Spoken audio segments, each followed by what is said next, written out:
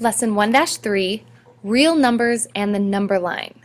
All right, if you notice there are two objectives to this lesson: to classify, graph, and compare real numbers, and to find and estimate square roots. There's a reason these two objectives are combined together. So to begin, in this chapter we are talking about real numbers, and we will talk about real numbers throughout the entire algebra course. Real numbers is a giant category of numbers. Within the real numbers, there are two categories. There are rational and irrational numbers. The difference between them is pretty easy to define. Any rational number can be expressed as a fraction a over b, where b does not equal 0. Okay, b does not equal 0. Meaning, the number 3 is rational because I can make it a fraction. The number 1/2 is rational. I can write it as a fraction. A negative number is rational. I can write it as a fraction. A decimal is rational because, along with this definition, rational numbers can be terminating decimals or decimals that repeat. So 0.25 is a terminating decimal. I can also write it as a fraction.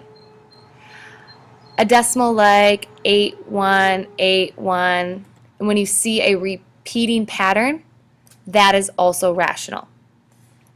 So what makes it irrational? Trying to choose a different color here. All right, an irrational is everything opposite of this. It is a number that cannot be written as a over b. They are decimals that go on forever. There's my infinity sign. The most popular irrational number is pi. Pi does not terminate and it does not repeat. It is an irrational number. Now, the reason we talk about square roots in this chapter is because some square roots are rational and some are irrational. So first we need to know, what is a square root, what is a perfect square? Well, you've seen something like this before. This is saying the square root of 16, that equals 4. 4 is the square root. Any number, when you multiply it by itself, it equals a squared. That's the square root. The perfect square in this case is 16. We know other perfect squares and square roots, like the square root of 4 is 2. So 2 is the root and 4 is the perfect square.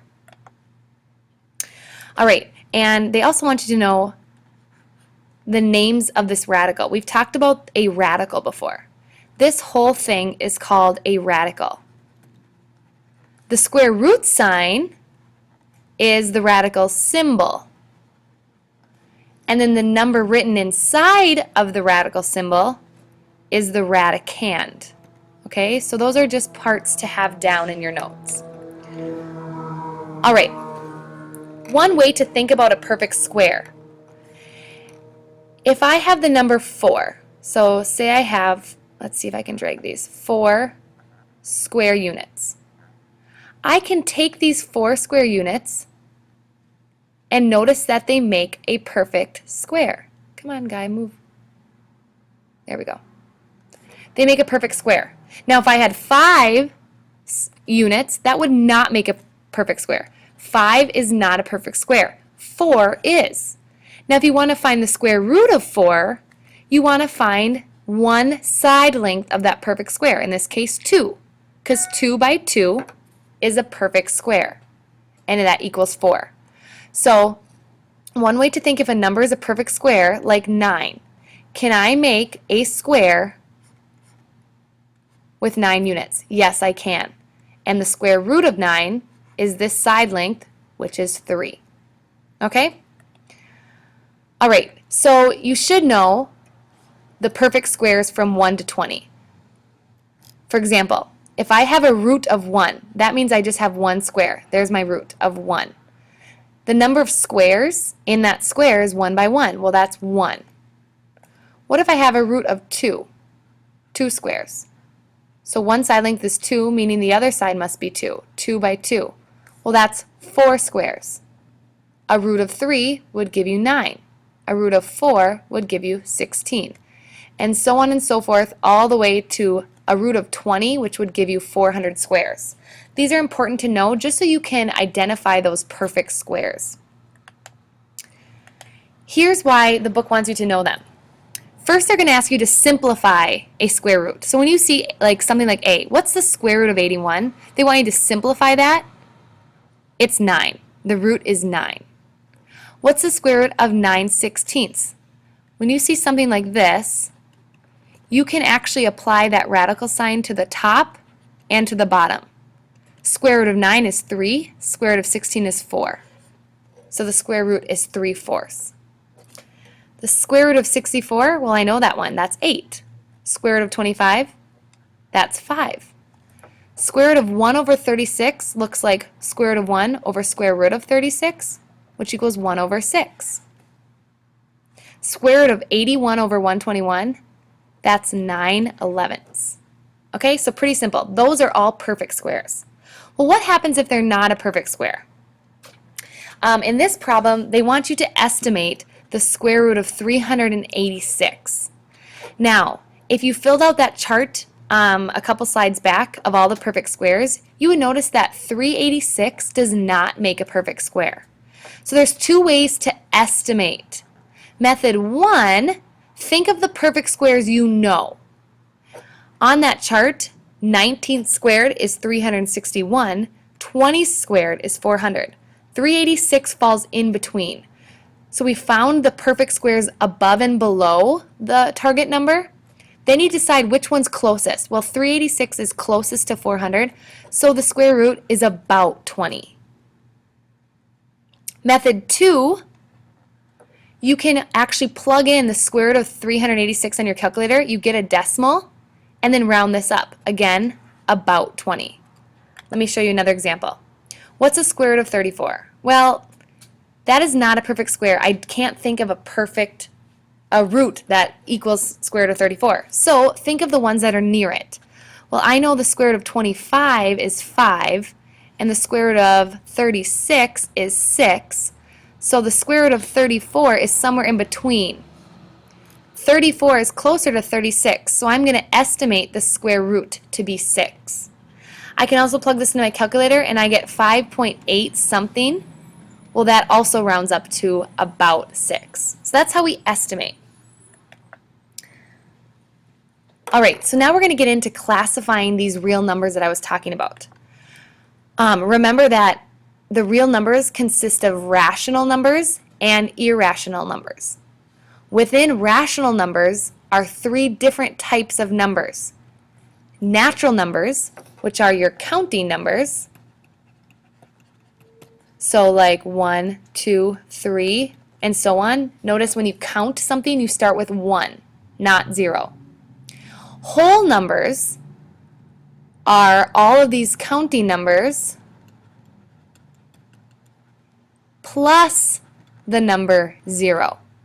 So this set of numbers would be 0, 1, 2, and so on. Integers are all whole numbers, so all of these, and their opposites. So that includes the negatives. Okay, they're still whole numbers, so not negative 1/2, because that isn't a whole number, but like -4, -3, -2, -1, 0, 1, 2, etc. So if you think of a number line, negative and positive, those are integers. Okay? So those 3 categories, rational numbers have natural numbers, the counting numbers, whole numbers, and integers. Irrational numbers are those numbers that go on forever, like pi. There's no repetition or no terminating. Now, the reason we talk about square roots is because some square roots are rational and some are irrational. If it has a perfect square, it's rational. If it's the square root of 3 and that is not a perfect square, its decimal will go on forever. It is irrational. Okay? So in this lesson, they want us to classify a number. They want us to take a number, for example, the number 7, and they want us to decide what sets of numbers does 7 belong to. Here's our category of real numbers. Remember, we have either rational or irrational. And then under rational, we have integers, we have whole numbers, and we have the natural numbers, which are the counting numbers. So they're going to ask you, what subsets does number 7 fall in? And you have to list all of them. Here's what I mean by my hint. Start on the outside and work your way in. Okay, start with 7. 7 is a real number. Is it rational or irrational? Well, I can make it a fraction, so it's a rational number. Now oopsies, I did not mean to do that. Now, can 7 move further? Is 7 an integer? Yes, I could find it on my number line. Is it a whole number? Yes, it is. Is it a counting number? Yes. So the number 7 is a rational number, an integer, a whole number, and a natural number. Okay, so let's do a couple. 15. 15 is rational. It is an integer. It is a whole number, and it's a counting number. So 15 would go all the way into the middle. So notice in your homework you're going to have to list all of them. It's rational, an integer, a whole number, and a natural number. How about negative 1.4583? It looks like that decimal terminates, meaning it's rational. Can I move it into the integer spot? I don't think so, because integers are whole numbers and this is a decimal. So this one is just rational number. How about square root of 57? So this one was out here. Square root of 57 isn't a perfect square. So that means it's automatically going to be an irrational number. Okay? So use this diagram to help you classify your numbers. Again, start on the outside and work your way in. The other thing you're going to need to do for this lesson is compare real numbers. For example, square root of 17 and 4 1/3. They want to know which one's bigger, and you want to use these inequality symbols. When we compare numbers, you want to make them all decimals. So this book did it for you. 4.3 repeating and 4.123. Well, 4 1/3 is greater, so they use that symbol there. Okay? So just make them decimals and compare. The fifth problem is the same thing, but this time they're giving you some more real numbers. They want you to order them from least to greatest. You again need to make them all decimals. Figure out which one's smallest and which one's biggest, work left to right, and then order them correctly on a number line or list, whatever they ask you to do. Write them in their original form, not in decimal form. Okay? So look at that closer if that didn't make sense. All right, here's the lesson check for lesson 1-3. Remember, simplify and also tell us what subset these real numbers belong to. Good luck!